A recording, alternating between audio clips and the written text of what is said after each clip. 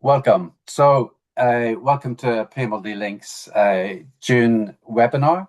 The focus today is on sensory engagement, which is in line with our latest PMLD Link Journal, which I'm sure you've all got now. You've been reading, enjoying, and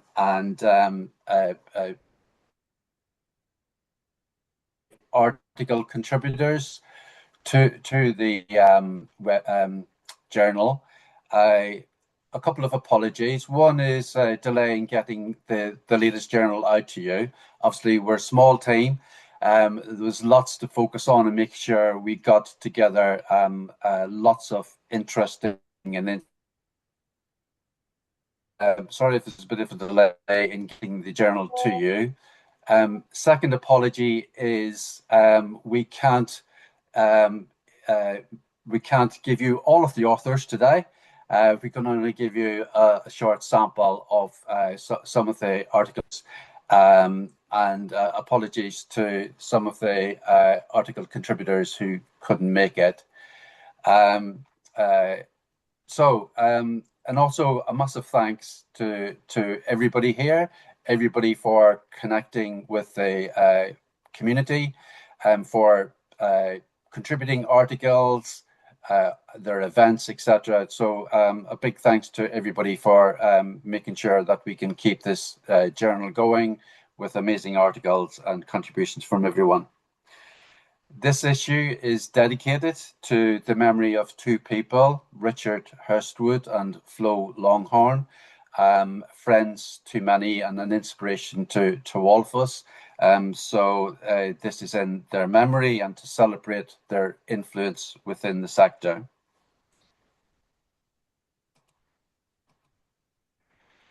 In terms of PMLD Link, it's important to us that we share knowledge, ideas, and this sense of togetherness. It's important to us as a charity. So in order to fulfill our aims within PMLD Link, we thank you for your continued support through contributing to and buying the journals and engaging in our social media channels.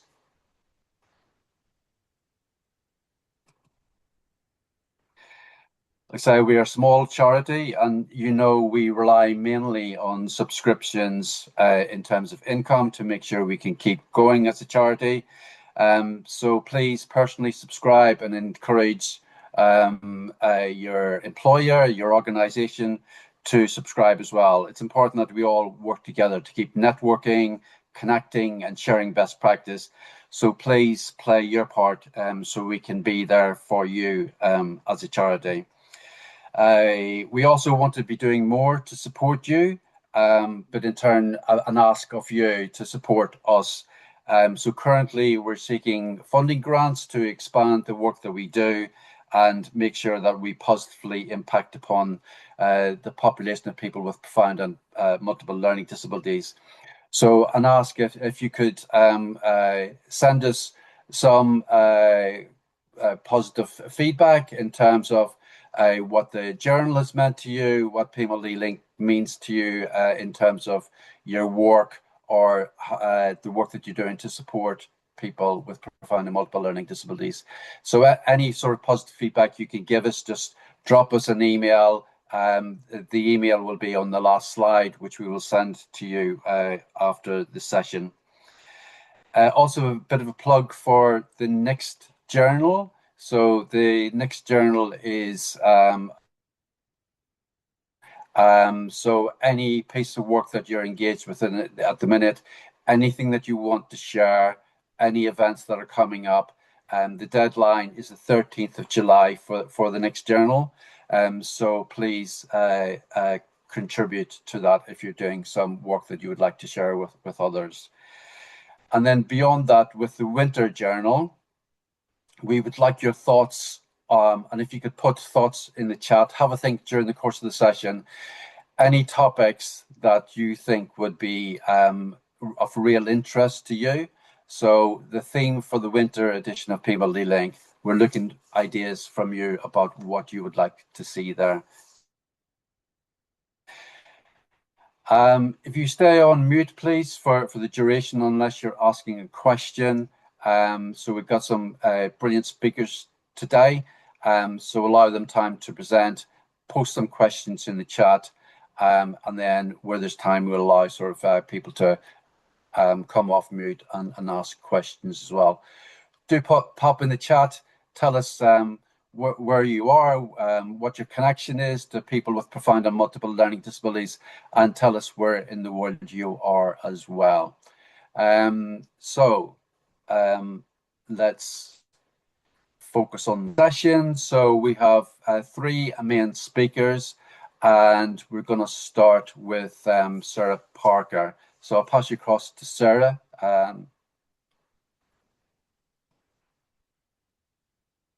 Good afternoon, everybody. Thank you, Michael. I will share my slides and then I'll introduce myself.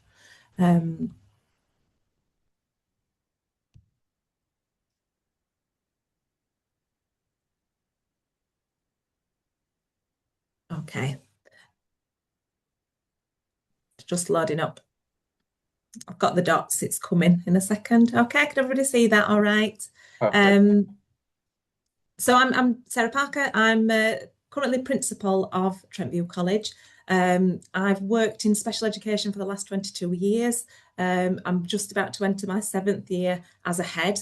They've all been generic special schools, where I have lots of years of experience of working with young people with complex learning difficulties. I absolutely do not profess myself to be an expert, and I know that there's a lot of people on this call who will have far more expertise within this area.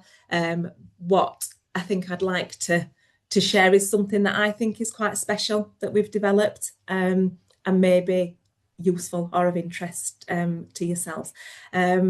Trentview College is a post-16 special provision. I've seen that there is a post-16 special teacher on here already as well. We're really open to collaboration if anyone is interested in that.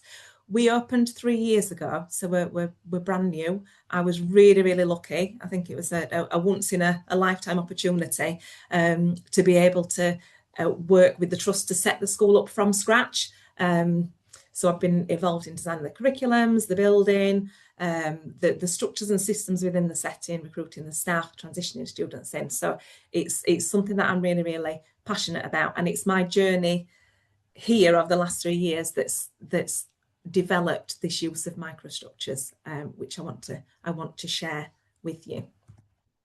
So the microstructures. One of the things that I've been really passionate about within my 22 years in special education is a model of social inclusion where young people work alongside each other.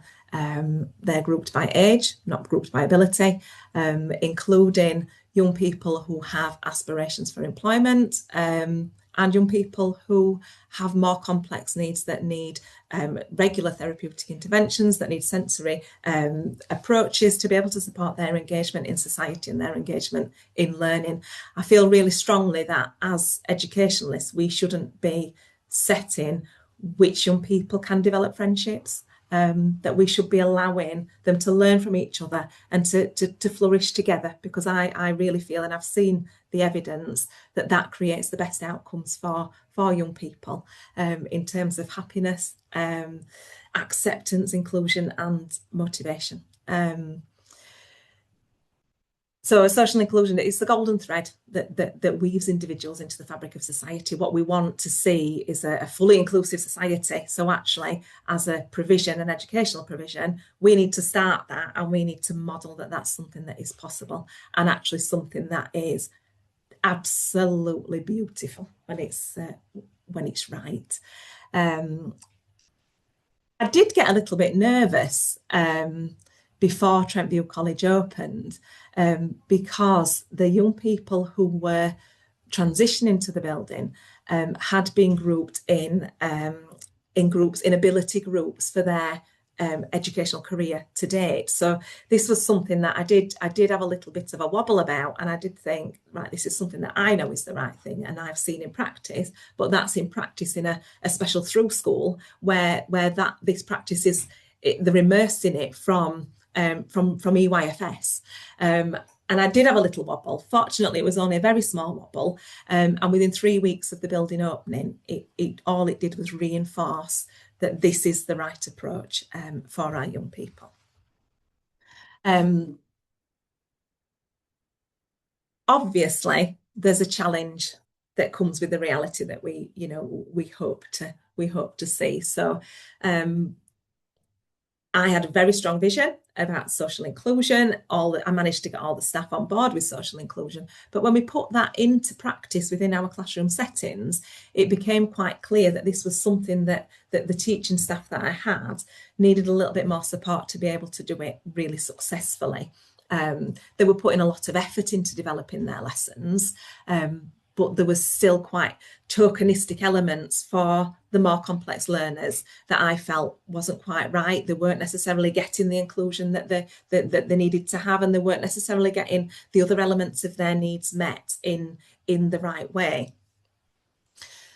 This forced me to sort of reflect a little bit on what we mean by social inclusion. What does the research say? What does the evidence say is best practice? So we utilise the theory of social inclusion that's from Simplican Leader, which focuses on the two major domains being interpersonal relationships and community participation. So obviously we drive social inclusion through mixed ability groupings, which provides the opportunities for that social interaction. But actually for our learners, that still needs to be scaffolded. It doesn't happen organically. They still need that support to be able to make those connections and make that happen. And we also still need to be focusing on how we're supporting that skill development and progression in an inclusive way. It can't just be that all our learners are in the same room. That's not inclusion. Inclusion is about engagement and interaction, but it's also about meeting the very personalised and specific needs that these young people have. And this goes far beyond adaptive teaching and differentiation, which is the terminology that our teachers are immersed in. So I knew we needed something slightly different, and I knew I needed to create some sort of structure that would reduce the workload of the teachers, but also support a collective understanding of what we want to aim towards when we're talking about social inclusion.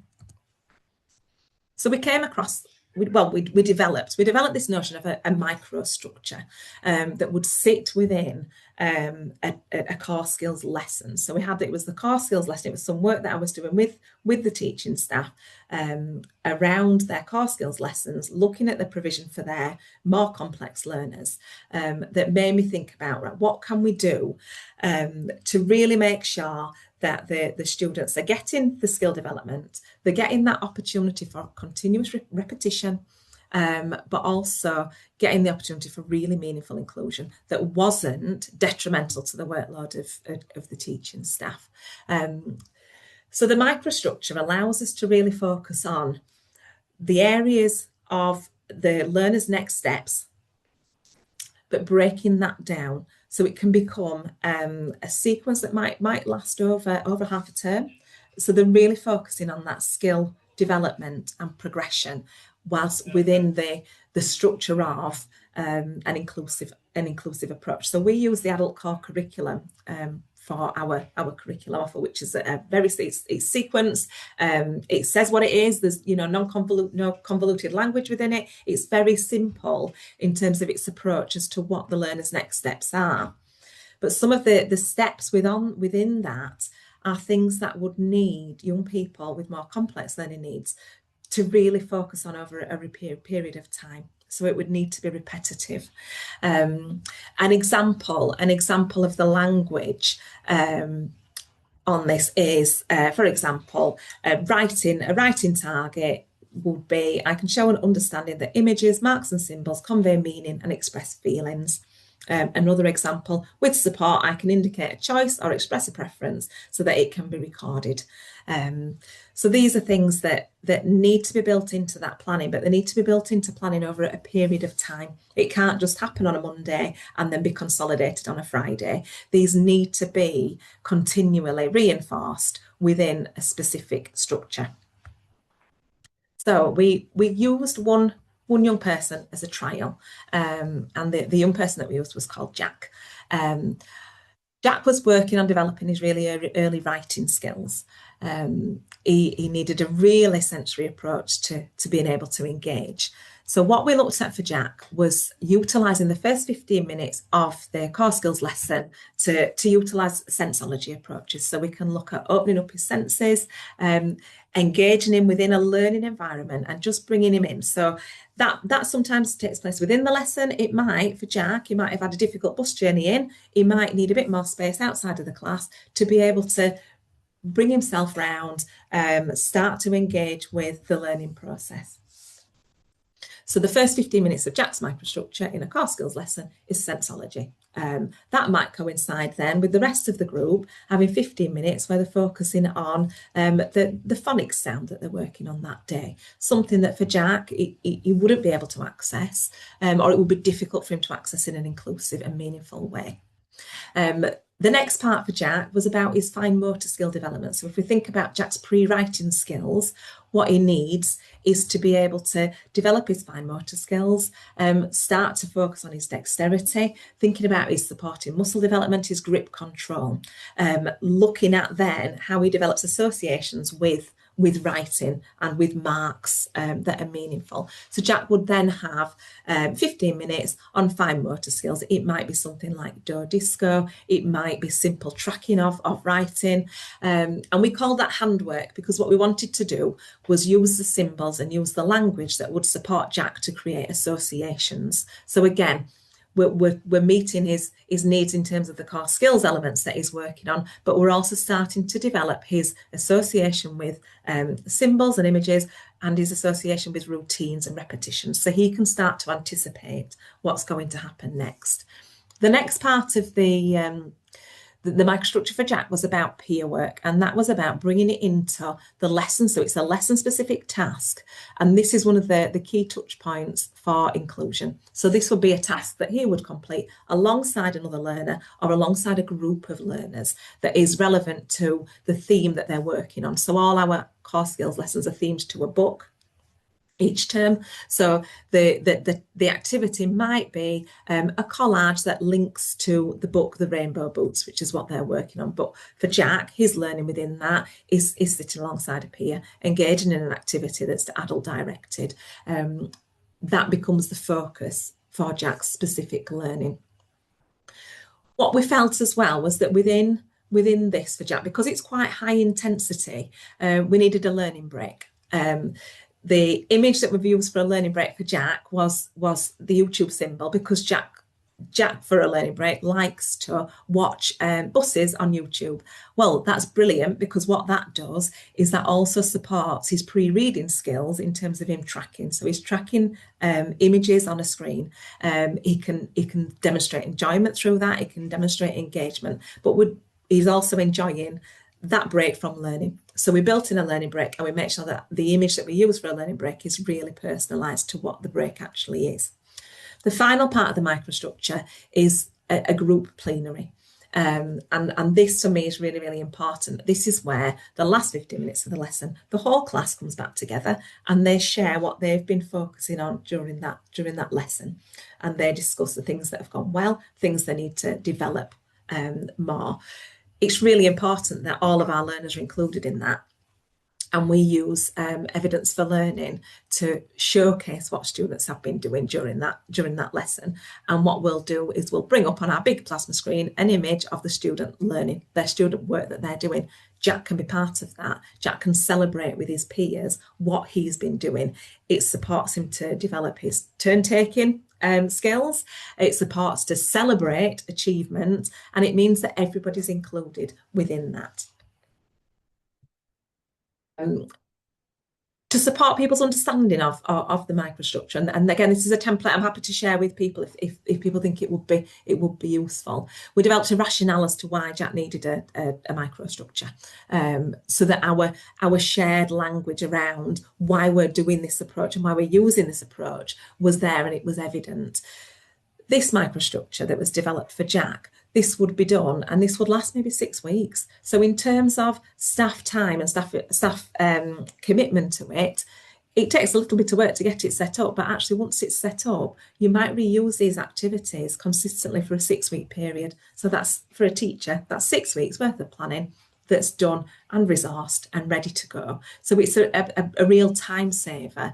But what we've also done is really sharpen the quality of what is being done within that time. This is what Jack would see when he has his microstructure session. So he would have a visual checklist and he can work on adding the symbols on or taking them off. He can work on matching the symbols to the core, dependent on the level that the young people are at, the learners are at, will depend on how they use this checklist. But what it develops is that consistent approach of every core skills lesson, let's get the checklist out. This is what we're working through.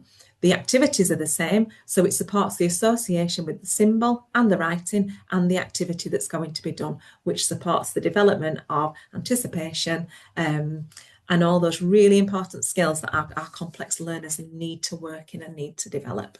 For me, in a really simplified term, it's about having those key touch points within a lesson. So we're saying that there's a really personalised approach to everybody's learning, but there are key times when we're going to come back together and we're going to do something shared. We're going to share something. We're going to celebrate something together. And that provides the meaning for everybody, because actually what everybody's doing is valuable to them. And it's important that as a collective community, we understand what the different learners are learning within that time and we celebrate it together. One of the things we do beautifully at Trent View is we celebrate diversity, we celebrate the different things that everybody works at, we accept difference and we embrace it. In a nutshell, that's what we've done. We've seen significant improvements in progress. We've seen significant improvements in the quality of the language that our staff use when they're describing the learning for our more complex students. And there's a real understanding of how this works. I think one of the favourite things that I've seen, and it was last week, I went into one of our health and beauty options and Charles, who's the young man in the picture, Charles is a microstructure for hair and beauty. And what I saw was one of his peers leading his microstructure. So the microstructure was so well embedded within that lesson that one of his peers was actually leading that with him, for him. Now, if that's not social inclusion and if that's not the power of social inclusion and empowerment in action, then I'm not really sure what is. It was absolutely beautiful. So that's me, that's microstructures. I don't know if I've left time for any questions, Michael. Thank you, Sarah. If there is any immediate questions for Sarah, just come off mute and ask away. I think there was a hand from somebody. Was it Annie? It was a clap. Hands. Oh, lovely. Thank you. Oh, that's better than a hand. Thank you. Lots of clapping hands. If there's nothing immediate or if something comes to mind, just post it in the chat. And I'm not sure if I said, but we will be sharing all of the slides afterwards with everyone. And of course, then the more detailed article is within the journal, so you can enjoy Sarah's more detail on Sarah's article within the journal. Thanks so much, Sarah. That was amazing. Thank you. Thanks, everybody.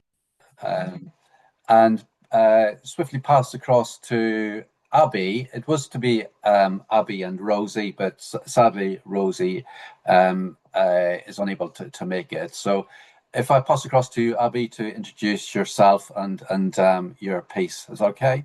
Thank you, Michael. Do you have the slides that you could possibly share from your end? Thank you. Just whilst we're getting the slides up, I'll introduce myself quickly. Oh, there we go. So, as Michael said, my name's Abbie Pacoe, and I'm a music practitioner based in the West Midlands. And I work across a variety of special schools and specialist settings and community settings, working with learners with profound and multiple learning disabilities and severe learning disabilities as well. Unfortunately, my wonderful colleague Rosie Rushton, Dr. Rosie Rushton, couldn't join me today, but I will be presenting on behalf of both of us on how we can use sound and music as a way to facilitate sensory engagement and exploration for learners with PMLD. So we wrote an article in the most recent edition, the spring edition of PMLD Link, where me and Rosie discussed how music can be used to facilitate sensory engagement for learners. And that's what we'll be expanding on today. So if I could have the next slide, please, Michael. So I'd first of all like to start by asking everybody to think about a recent live music performance that you attended. This might be a concert, a festival, a school performance, or even just a gig in the local pub. I put a picture on there of a concert I recently attended at the Royal Albert Hall, and I want you to have a think about what made it memorable. Because for most of us, it probably wasn't just the sound. We might remember seeing the musicians moving together, feeling the bass vibrating through our chest, watching the lights, or simply experiencing the atmosphere of being surrounded by other people. So music is often much more than something that we hear.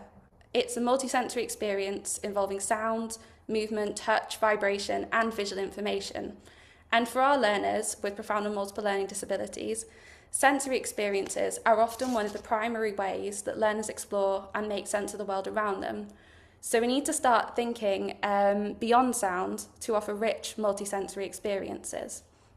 So sensory engagement isn't simply an added extra in music making. It's a fundamental way that many learners access and participate in musical experiences. If I could have the next slide, please.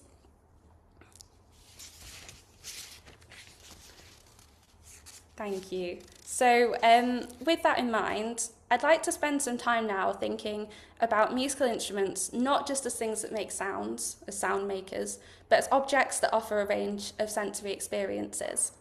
So when we think about instruments, we often focus on what sound they make, but instruments can offer much more than that. So, for example, some instruments are highly visual. So you can see on the screen there's a picture of an ocean drum with the beads rolling around inside. And this can be fascinating to watch as you sort of rock the ocean drum backwards and forwards, watching the beads move from side to side. Or you might have a chime tree, which you can see the light catching it as it moves, or the beams and the bars rocking against each other. Other instruments offer really rich tactile experiences. So learners might enjoy exploring the smooth wood of a drum, the cool metal of a chime tree, or the different textures and materials that instruments are made from. So on the screen there, I've got a cabasa. So this has lots of metal beads around the outside, which are lovely to feel in your hands, but also on different parts of the body as well. And some instruments are all about vibration. So a gathering drum, for example, played beneath someone's feet or hands, can provide immediate sensory feedback through vibration. Or a cajon, which is sort of a wooden box drum that you can sit on. This can be sat on by learners and felt resonating through the body, and you get that immediate feedback as soon as the drum is hit, going up through the body. And some instruments invite movement. So, for example, you might move your hands through a chime tree together with a learner. You might rock an ocean drum backwards and forwards, or track the movement of a rain stick, which can create opportunities for anticipation, exploration, and interaction. So we could move on to the next slide. I'd like to just take a moment here to pause and hear from everybody in the chat. So I wanted to see if you could have a think about what is the most unusual, creative, or unexpected way that you've used an instrument before with a student. Or perhaps you found a sensory quality of an instrument that became more important than the sound it produced. So if anybody feels comfortable to pop something in the chat of maybe an unusual way that you've used an instrument in the past or could think of, that would be great. We'll see if there's any that come up.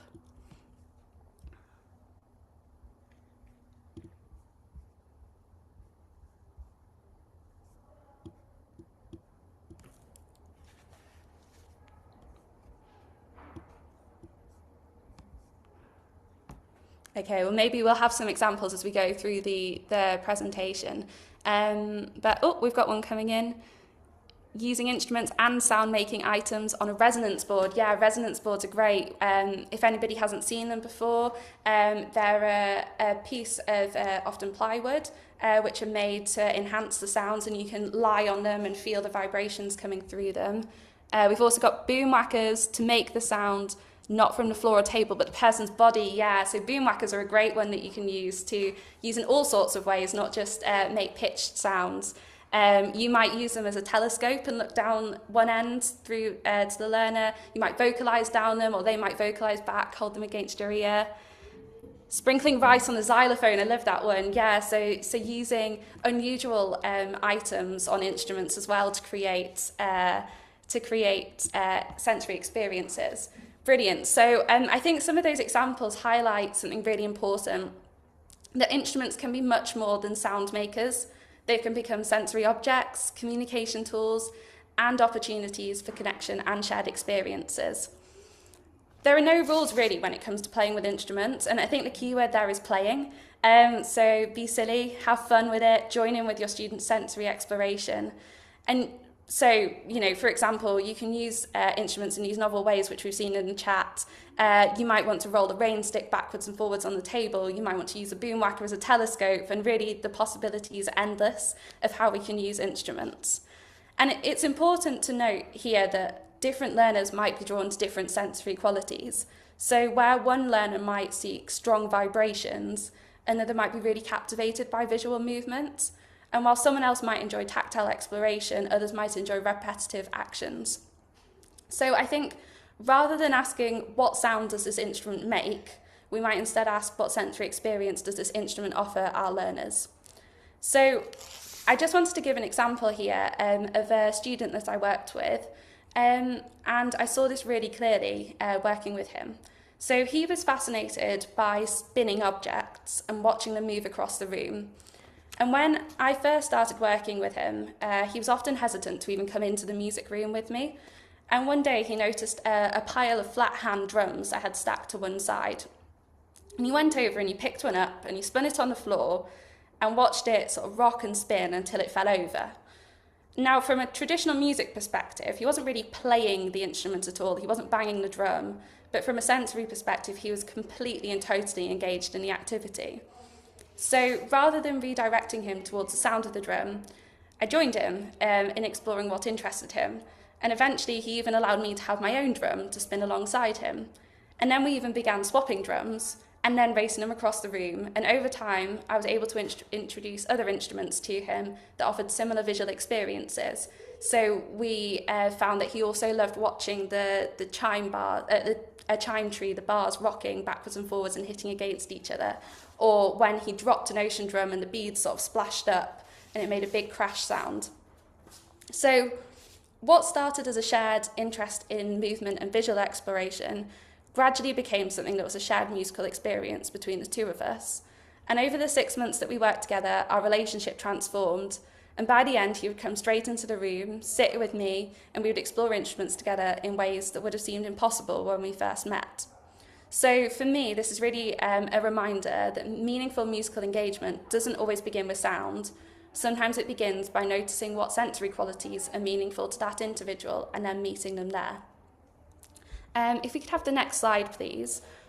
Just before we move on to sensory props, I'd like to briefly touch on the role of technology in music. So accessible music technology and digital instruments can be incredibly valuable for our learners. And for some, they can create opportunities for independent music making that might otherwise not be possible.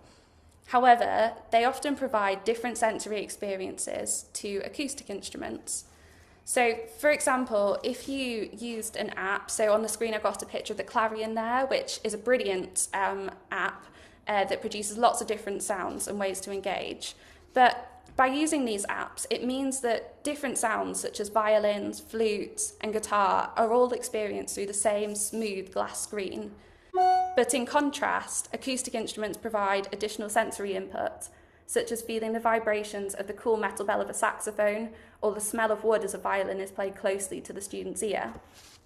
So it isn't about acoustic instruments versus technology and one being better than the other, and both have a really important place.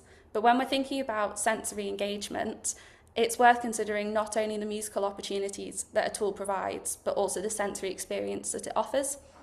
So whether we're using acoustic instruments, digital tools, or a combination of both, the key idea is that music offers multiple ways for learners to engage through sound, touch, movement, vibration, and visual experiences. So we've so far focused mainly on the sensory qualities that exist within instruments themselves. And now I'd like to move on to how sensory props can be used to enhance the musical experience further for our learners. Thank you. So when we're talking about sensory props, we're talking about things such as fabric, scarves, pom-poms, beads, other items, like somebody mentioned rice, other items and props that we can use to enhance the musical experience. So we want to make sure that we're using props which complement the music rather than distracting from it. Or you might say that are multisensory, not multitasking. And we want to choose props that are purposeful and relevant to the activity that we're doing. So, for example, we might use a piece of stretchy fabric to move to the beat, or we might add pom-poms on top of a gathering drum to really visualize the rhythm and the experience of vibrations that the students feel. And similarly, we want to make sure that these props are used in a continuous and familiar way as well. So not used in a random addition to the activity, but really using it in a way that is continuous and repetitive to reinforce learning and sensory experiences, as well as allowing enough processing time to understand the sensory experience and respond to it. And by using sensory props in this way, it helps anticipate the sensory elements that are coming up. So, example, doing a really fast shake on a piece of stretchy fabric, or waiting for the scarves to come out in a certain point of the song. So we want to make sure that we're using them in a structured, repetitive and purposeful way. And also by pairing these props with sound can help learners recognise and anticipate and feel secure in their music making. So what we're doing is we're really offering multiple ways for learners to access and experience music in a meaningful way. If I could have the next slide, please. Thank you. So what we're really doing is offering opportunities for curiosity, shared attention and joint experiences. And we're creating moments of connection and belonging through these sensory experiences. So as we're choosing instruments that are personalised to individuals for their sensory qualities, we also want to choose sensory props that are individualised to individual needs and interests. And we want to offer opportunities to explore these sensory props in a meaningful way.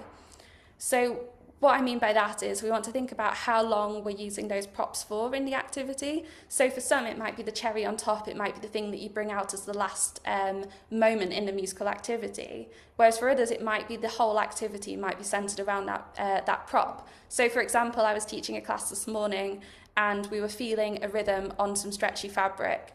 And the learners were so engaged, and so we were having such a lovely moment of joint attention together that became the length of the entire half an hour activity, was just feeling this rhythm on a piece of stretchy fabric, which seemed simple to anybody looking in, but the engagement and the look on their faces was just brilliant. So with that example of stretchy fabric, for example, learners can go under it, they could hold onto it, they could place their hands, their feet, or their head on it, or they could simply feel the air just going past them and wafting them. And this kind of leads on to the location of the sensory props. It's how close to the pupil might that prop be presented, where on the body. So as I said, we might play a drum underneath a student's feet, or we might place an ocean drum on top of their heads. We might use the stretchy fabrics for students to go underneath it.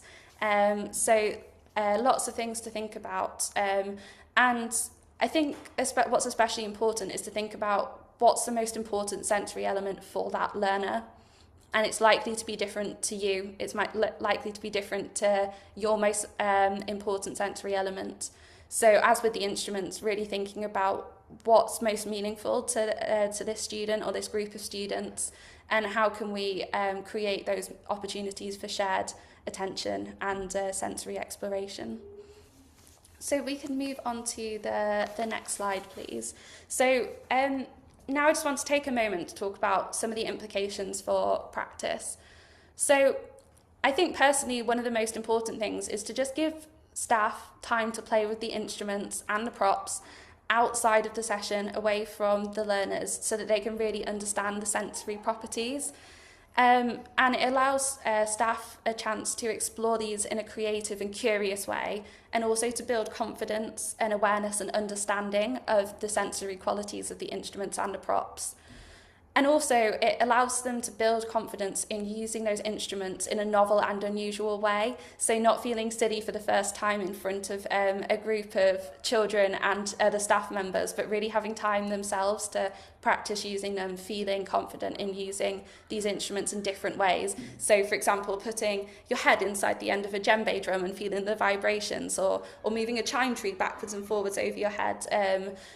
Lots of different ways to explore instruments, but really having that time to focus on that and being curious about the instruments that you have. So in a school environment, for example, being curious about the instruments that are in your cupboard, and maybe not just playing them in the usual way that you might do in a session, and having that time to explore them and really have fun.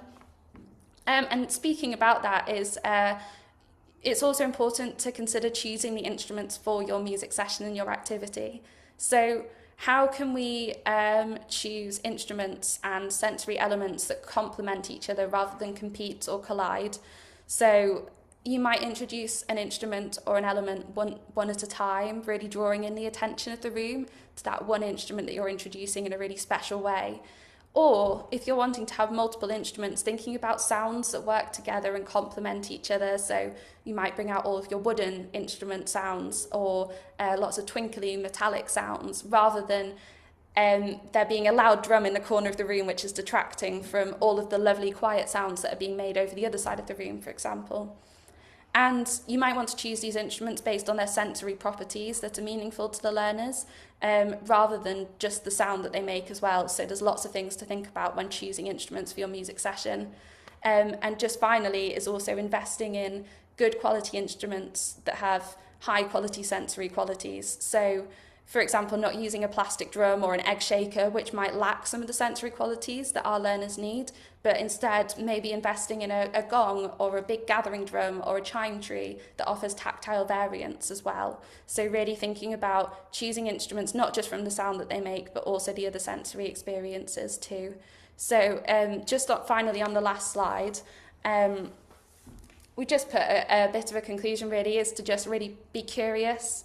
Think about the instruments that you're using from a sensory point of view and a complementary point of view, so using props that complement the sound as well. And really the final thing to leave you on is to just be creative and have fun, because that's what it's all about.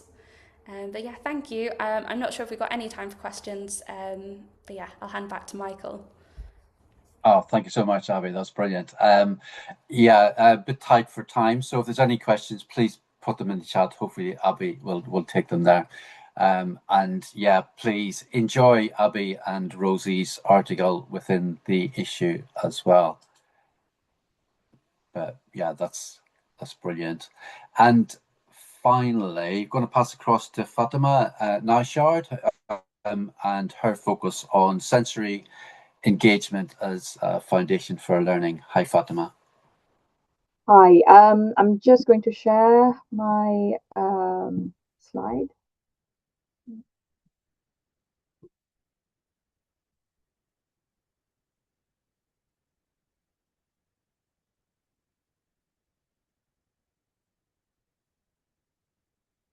Oh, sorry.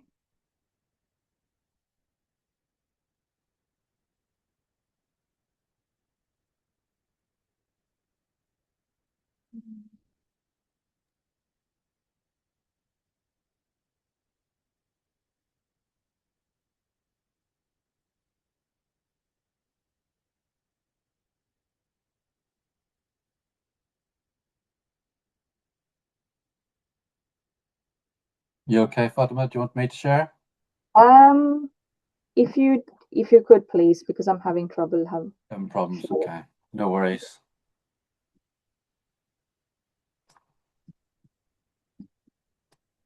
Okay, is that showing?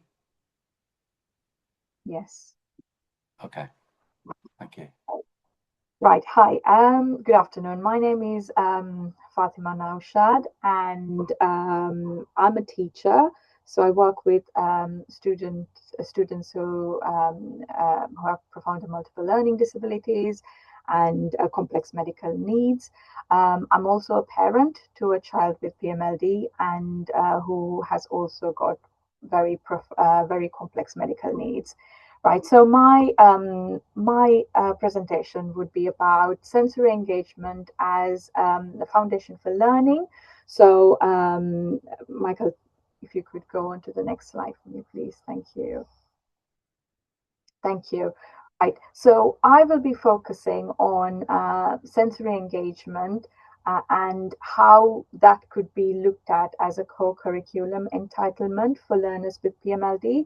So, and another thing that I would like to focus during in my presentation is about the way sensory engagement or sensory exploration is looked at. So we know sensory exploration and sensory in itself can be for various reasons like enjoyment and just for exploration for fun, but I would like to focus on meaningful sensory exploration and the benefits and how we go about doing that, using that in our curriculum for learners with PMLD. Next slide, please. Right, so why does sensory engagement really matter? So we know with our learners with PMLD, they may have various barriers that they could have due to various reasons like restricted movements, sensory impairments, and medical complexities. So there are reasons why, and these can be major barriers for our learners to participate in any sort of sensory experiences or any experiences in general. So it is really vital that these learners are given the opportunity to experience stimulating environments that help them build skills that are prerequisites to learning. So what I mean by prerequisites to learning, I can talk a little bit more about that. So stimulating programs are beneficial for learners. We know that, and in order to maximize the ability of these learners to respond to these environments and learning experiences, it's really important they have the stimulation before. So, and that's the reason why it is important to bear in mind why these sensory engagements are and sensory stimulation is important to our learners who could present being very passive and very quiet. Michael, next slide, please. Right. So what sensory engagement means? So we know sensory engagement means various things. So it involves all our senses. And the question is not about how much stimulation, but which sensory experience is meaningful, safe, and responsive for each learner. And we know that every learner is different, and what works for one person might not for the other. So it's just being, as practitioners, as people who work very closely with these learners, it's about understanding what their needs are and knowing what works for them, because what works for one student might trigger seizures or trigger something else for another student. So it's about having people who are familiar, and it's so important in an environment in the time that we are at. It's so common to see new staff, new people around our learners pretty much every day. So it's so important to emphasize the fact that people need to know. It's important that they know our learners really well and what they respond to. And we know that many learners with PMLD are passive, and therefore, for various reasons, it could be because of their medical complexities, different medications they're on, or some of our students, they don't really have really good sleep overnight. So they might, when they come into school, they're tired and they're often passive, and therefore they require really stimulating environment, well, very controlled, stimulating in a very controlled way in order to remain engaged in the world around them. And there is research out there that speaks a lot about this sensory stimulation and how that might impact our learners. And in the absence of that stimulation, it just results in our learners being completely silent, also engaging in self-stimulating behavior.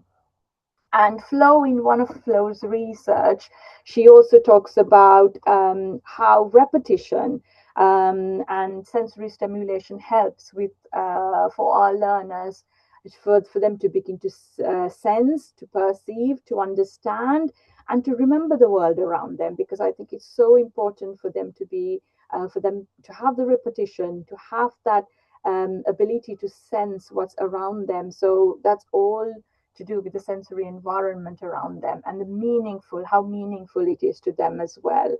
And she also goes to say that that the frequency and intensity of the interventions or the stimulations that is provided to our learners, that makes a big part, and that can contribute a lot to and also almost work as a prerequisite to learning for learners with PMLD.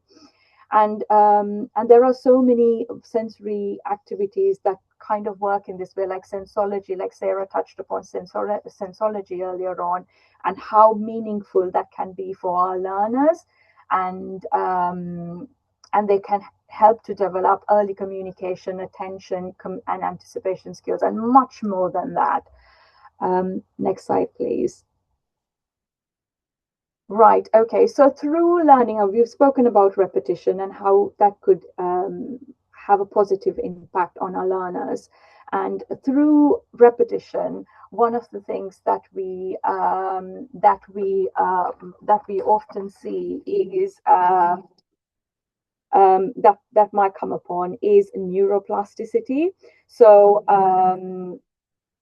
the neuroplasticity is the ability of the brain to adapt and change in response to the stimulation that is provided. So, and there is research out there that states that the brain has the ability to remarkably develop through these sensory experiences. So, although unfortunately we are aware that research for learners with PMLD or individuals with PMLD is so rare and so limited, so is research around neuroplasticity and its impact on the brain, the sensory experiences, and what it does to the brain function. There's so little out there, but there is research from some amazing people that states that neuroplasticity, or that continuous or the stimulation to the brain, can make new, can allow these learners to make new connections and learn new things, like typically developing individuals through the use of sensory stimulation. So, and one of the examples that I can give you is one of my learners. We use sensology every day. So we every day, as soon as he comes on off the bus, I mean, for the whole class, we do sensology every single day. And he was always known to be nil by mouth. This learner, always, for as long as I knew him. And during sensology, we explore different smells, we explore different sounds and things, different senses really. And every time we got to the smell, he used to smack his lips, almost like, oh, I would like to taste it. And so this carried on for quite a long time, where I had this discussion with the speech and language therapist once, and said, you know what, this is what we're noticing when during sensology. And then she was like, the speech and language therapist did give us the go ahead. Maybe just try with a little swipe on his lip and see how he responds. So amazingly, he responded really well to that. And this young person, he moved on to having tastes as well later on. So it's just a little example of how for a young person who's never had tastes before, never had the opportunity to taste anything before, and no one even knew that it was a possibility. But because of this repetition every day and that sensory stimulation every day with the smell, it just we were just kind of encouraged to give that opportunity to him in a very safe way. And he responded really well, and he was the happiest person ever that he could taste something. It was a delight to watch him. So and Flo again, there is Flo in one of her research, she does speak about sensory stimulation and the process of offering individuals with sensory stimuli in order to cause sensory neurons to fire, cross synapses, connect, and create sensory pathways to the brain. So it is evident that there is quite a lot of research out there about how sensory exploration and any sort of sensory stimulation can impact the brain in a very positive way. But it's just about us being aware of it. So moving on to my next slide, I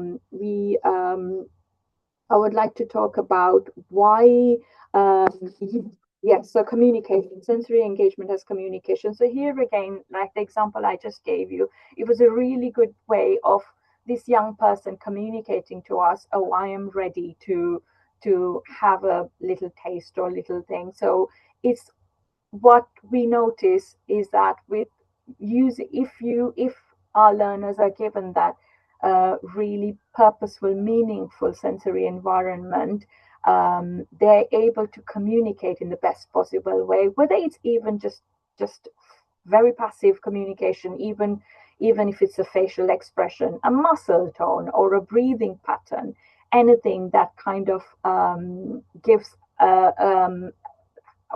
them the ability to communicate and be involved in whatever that's going around. Next slide, please, Michael. Thank you. And that kind of leads very nicely to the engagement model.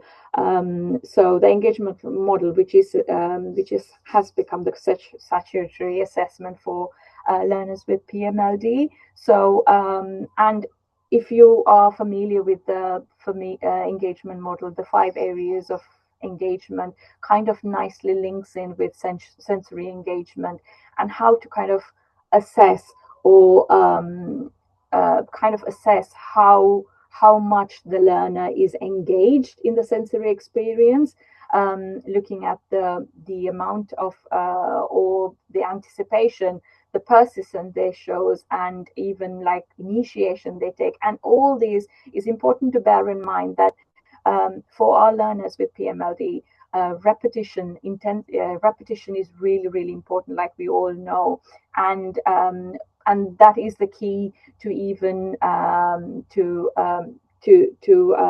create positive responses through brain function, and also see communication as well that kind of flows through that. And moving on to the next one, I think it's the one where I speak about how we as staff can, yes. So often we walk into a PMLD class or learners with PMLD or any sort of SEND class in a setting, and we might see this lovely setup of resources set out with so many different things out there, and really well set up. But often you ask staff, like, why are they out, or what is the purpose, and they might not really or you might get answers such as, oh, this student likes this particular resource, or this student responds really well to this one, or maybe it's just fun and enjoyable, which is totally fine. But it's about, like I said at the beginning of my presentation, it's about thinking about how meaningful it is and what is beyond that enjoyable and fun. What are they getting out of this? Are we focusing on creating new sensory pathways in the brain? Are we looking at improving our engagement levels? So it's about staff being aware of why or the purpose of the sensory environment is for, and it's also about sharing this with families, because we often see that learners with PMLD, like I said, they're complex. They've got complex health needs, and we often see that they may miss a lot of school because of health and appointments and hospital admissions and things like that. So it's having this strategy where we share these ideas and reasons why we do these or these sensory exploration and sensory activities with families as well. Because as a parent myself, I often feel like as a mother, I wouldn't know what I could do to have that continuity at home, because when my daughter comes to school, she has access to a range of different activities, whereas when she's home unwell, then she doesn't. So it's about staff, us practitioners, having being aware of that and building those connections with families and educating them and having that continuity at home as well. And I think that's it. I think I've run out of time, Michael. Yeah, thank you. No, wonderful. Thank you, Fathima. We are slightly behind, but nevertheless, all of good value. So I hope you enjoyed the last hour. We have recorded this, so we'll share it on PMLD Link's YouTube channel. If I can quickly just, I know we are a little bit behind, but just do a bit of a quick plug.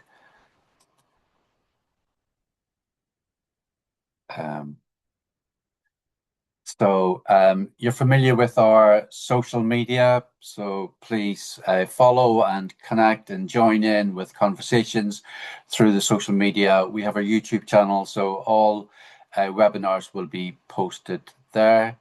Look out for that. A reminder, if you have any articles you would like to contribute to the next journal, please do.